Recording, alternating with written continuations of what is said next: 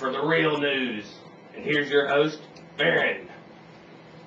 Hello, and welcome to The Real News, where we discuss current events and politics, and where you, the listener, can call in and voice your opinions, whether you agree or disagree. This is a forum for the listener. Our guest today will be Paul Cadet with fluoridealert.org. He is a professor of chemistry with St. Lawrence University. We will be discussing the dangers of fluoride in our water and other substances. He will join us shortly. It's going to be a very interesting week. We saw in the news, we've seen Obama giving speeches in Germany to over 200,000 people. We're going to discuss that, hopefully. Impeachment hearings in Congress, and Ford and Wachovia reporting losses in upwards of $10 billion. As our government tries to prop up the banking system, we'll discuss this also, hopefully, after we have our guest. We had Dennis Kucinich, Congressman, on, I guess it was about 3 or 4 weeks ago, and he has introduced articles of impeachment, and now the press, the mainstream press, is having to cover the story. I want to air a couple of minutes of what he said yesterday with regards to the truth about the Iraq War.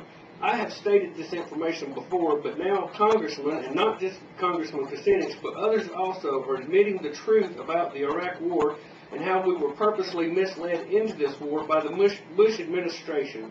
So here is Congressman Kucinich from yesterday.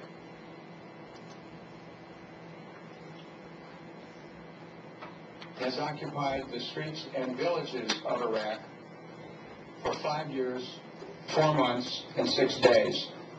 The war has caused the deaths of 4,127 American soldiers and the deaths of as many as 1 million innocent Iraqis.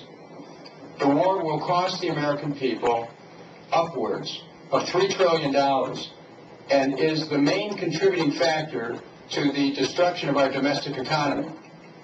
Mr. Chairman, I would ask unanimous consent to enter SJ Res 45 and HJ Res 114 into the record. Without objection, so ordered. The primary justifications for going to war outlined in the legislation which the White House sent to Congress in October of 2002 have been determined conclusively to be untrue. Iraq was not continuing to threaten the national security interests of the United States. Iraq was not continuing to possess and develop a significant chemical and biological weapons capability. Iraq was not actively seeking a nuclear weapons capability. Iraq did not have the willingness to attack the United States. Iraq had not demonstrated capability and willingness to use weapons of mass destruction.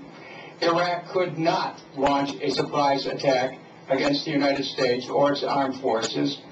Therefore, there was not an extreme magnitude of harm that would result in the United States, that would result to the United States and its citizens from such an attack.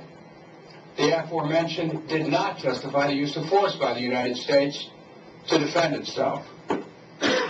Iraq had no connection with the attacks of 9/11 or with Al-Qaeda's role in 9/11. Iraq possessed no weapons of mass destruction to transfer to anyone. Iraq had no weapons of mass destruction and therefore had no capability of launching a surprise attack against the United States or its...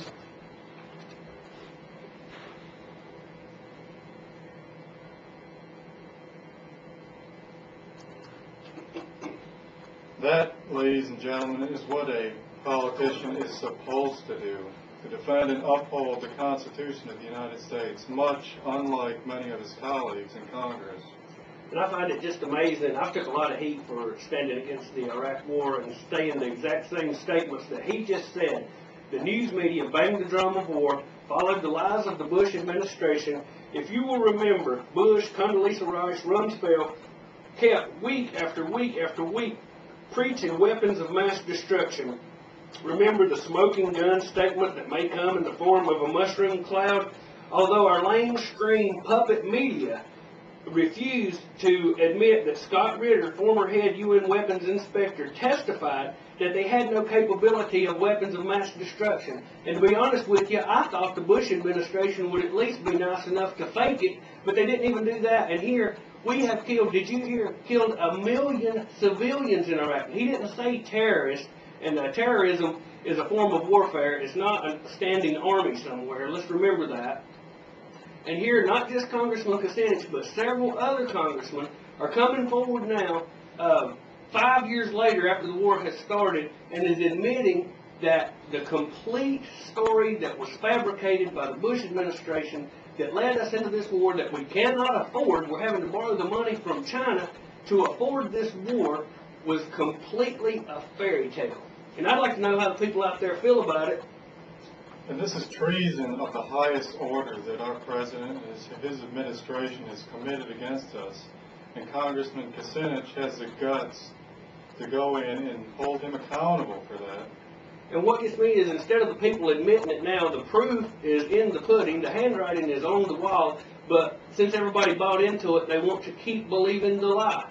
And I hate it for the Bush administration. I know these impeachment proceedings probably won't go far, unfortunately. They're more symbolic.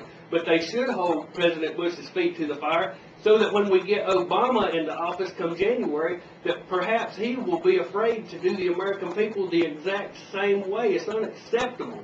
It flies in the face of our Constitution. It flies in the face of freedom. Why do we sit back and accept this kind of thing? One, we can't afford it. The war in Iraq is one of the main reasons that's crippling our economy, but we all just sit back and let it go. But now, finally, the truth is coming out about the war in Iraq. And again, this had absolutely nothing whatsoever to do with 9/11, which has been used to justify practically everything we've done since. Yeah, the hijackers, supposedly, if you believe the government's version of that, come from Saudi Arabia. Did we attack Saudi Arabia? No. We attacked Iraq and Afghanistan. And although I know a lot of people's argument is, well, Saddam Hussein is a very bad man, very bad men are everywhere. But I submit to you today, if Saddam Hussein had lived 10 lifetimes, he wouldn't have killed more of the Iraqi people than we have. So I think it's very interesting to see what's going on in Congress. And finally, the press is having to, kicking and screaming, being drugged, having to report what's actually happening in the House of Representatives. We're going to go to a break, and we're going to come back with our guest, Paul Canet, which is a professor of chemistry with St. Lawrence University. His organization is fluoridealert.org. If you have been indoctrinated your whole life to believe that fluoride is the magic potion that saves you from cavities, you might be well informed to listen to this, because it's going to be very surprising what's going to be coming out here shortly.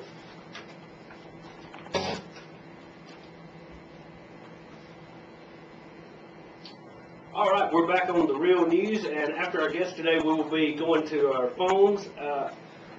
We are with Paul Canet with fluoridealert.org. He is a professor of chemistry with St. Lawrence University. I want to thank you for joining us today on the Real News, Mr. Canet. And let's begin today by letting you just tell us about fluoride. Our listeners, as you well know, probably think of fluoride as the magic potion that deters cavities, but it is a lot different than people think, isn't it?